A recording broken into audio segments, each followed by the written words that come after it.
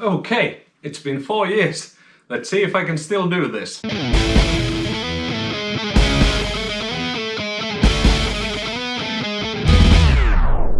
Hi, hello, and welcome to Finnish Guy Likes Movies. My name is Ville.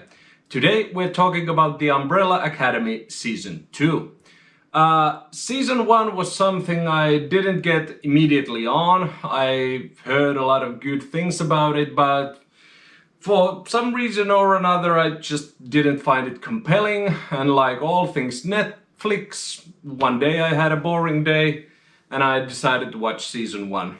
Fell in love almost instantly. There is something about quirky things that makes me like them. And Umbrella Academy is certainly quirky.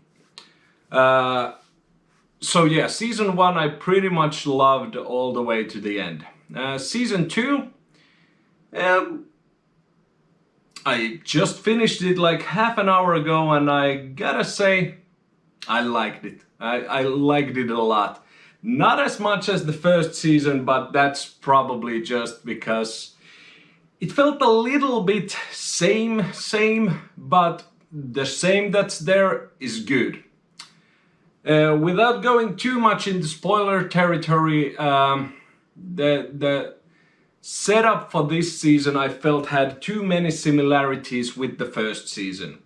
Now, I've not read the comics, I don't know if that's a thing from the comic books, but for me it was it wasn't a bad choice. It just took me a little while to get on that train that this season was going. And once I got on board, I was like, okay, this is a good ride. I'm still enjoying this. For me, one of the greatest things about this show is the tone it sets. Now, I don't know how many of you like the CW DC shows. I mostly enjoy just The Flash. I've not watched them. They feel a bit samey, all of them. But for me, Flash is a fun show. The reason why I like The Flash is because it's just that, it's fun. But it's not campy, but it's fun. For some reason, The Umbrella Academy feels like the gritty version of that. And by that I mean that The Umbrella Academy is fun, it's not campy, it's not trying to take itself too seriously, but it also amps up the edge. For lack of a better word. For me, the execution of the show is pretty darn good. Especially the cinematography, I love the cinematography of this show. It just, it has a way of telling a story with the picture. And for instance, in Season 2, it's been out, it's in the poster that we're going back a couple of decades. The cinematography takes its hints from the 60s, especially in some of the color tones and things like that, but it's done very well. It's not trying to steal the show, it's fully in support of it. And a lot of these things that I'm praising, the tone of the show, the aesthetic of the show, the overall feel of the show, has to go to the series showrunner. Steve Blackman has been on quite the run, you know, Legion, Altered Carbon, Fargo.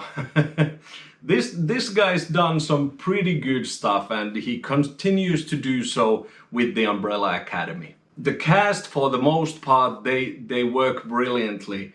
In the first season I wasn't that sure about the guy who's playing Five. What's his name?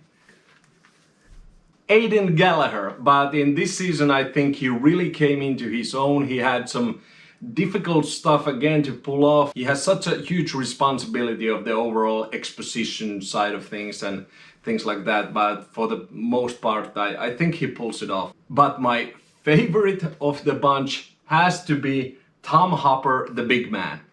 Now, I understand if you would sometimes criticize his acting maybe even, but for me it's just fun. He really knows how to play the role. He really is the lovable big goof, and I love that guy. Another one of my favorites has to be Robert Sheehan. I've loved that guy since Misfits. If you have not seen the Misfits, it's a UK show, actually kind of similar to the Umbrella Academy, about a bunch of misfits who have superpowers. But yeah, he just balls out, goes for it. He doesn't hold anything back, and it's quite commendable and works. It really does work. Emmy Raver Lampman, who plays Allison, again gets to do quite a lot of the heavy lifting in this season, and she really pulls it off. Again, without going into spoiler territory, but the way they handle the period, namely the 60s that they are in this season, brings to her what you might consider a colored woman has to go through in the 60s. And yeah, she does a pretty brilliant job. And on that note, my favorite newcomer of this season is Yusuf Gatewood, who is brought into the Allison storyline of this season. That guy truly has something. It's rare to see an actor who, you know, he acts the part well. He does it technically well. He fits the part. He's a good pick for that particular part. But then there's the part of charisma. And some say that's not a real thing, chemistry is not a real thing. I absolutely think it's a real thing. And this guy just exudes it. You really feel his presence in every single scene he's in. And yeah, I've not seen him in anything else, but I'm very excited to see what he's gonna do next. And the rest of the cast is, of course, again, very good. Also, on a side note, the music choices, again, like in the first season, I like. Somebody might be saying that the trope of, you know, doing funny covers of, you know, pop songs and sticking them in trailers and shows and movies is getting a bit old. I don't know if I'm an easy mark or something, but for me it works, at least in this show. There have been instances where it's been kind of grating, like the Birds of Prey movie, I think was really more miss than hit, but in this one it just made me laugh in the appropriate scenes that it was meant to, you know, excite you, and it made me feel eerie in some other scenes.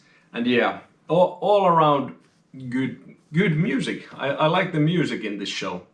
But what really speaks to me about this show is I feel in its essence, like season 1, this season is pretty much about relationships and emotions and what happens when we don't confront them.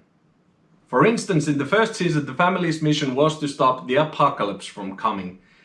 And whenever they were trying to get ahead, what would stop them was their miscommunication with each other. And the whole season it basically followed the same formula, which was, hey, I don't have time to deal with our issues now.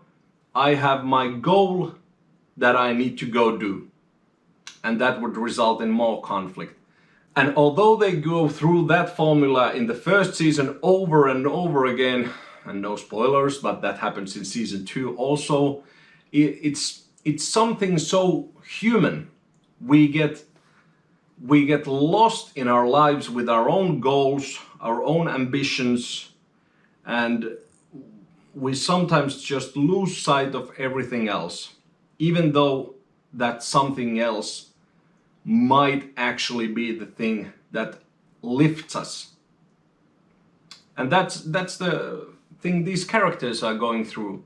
They need each other, but they stubbornly refuse to accept the fact that they are human, like all of us.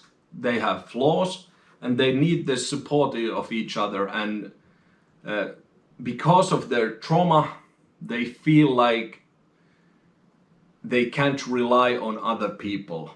And that's why they keep failing over and over again, because they don't do that. And that's a very real human thing that this show does, at least from my point of view, especially well. Especially because in this show it's all about family relations, and more specifically sibling relations. I think this show really kind of does that well. Normally when you see siblings in movies, they, at least to me, they somehow feel like either too close or not real enough, but you know, this show does it well. They are a family. But that doesn't mean that they always like each other, and they find that right balance. Yeah, I like that. Anyhow, I think that's it for my review of the Umbrella Academy Season 2. If somebody's watching this, thank you so much. Like I said in the beginnings, it's been 4 years since I've last done this, and I appreciate every single one of you that's still subscribed. If you're hopping off because you just now figure out, holy crap, I'm still subscribed to that guy, no more. If you still feel like hanging out, I especially appreciate that. If you're interested in what happened, I just got way in my own head. I got busy with my real life work, which made it harder for me to shoot the videos, and I've constantly tried to make as high quality videos as I can. I mean, image quality, audio quality, lighting quality, and I just didn't have the budget, the time, and more importantly, the know-how to do that.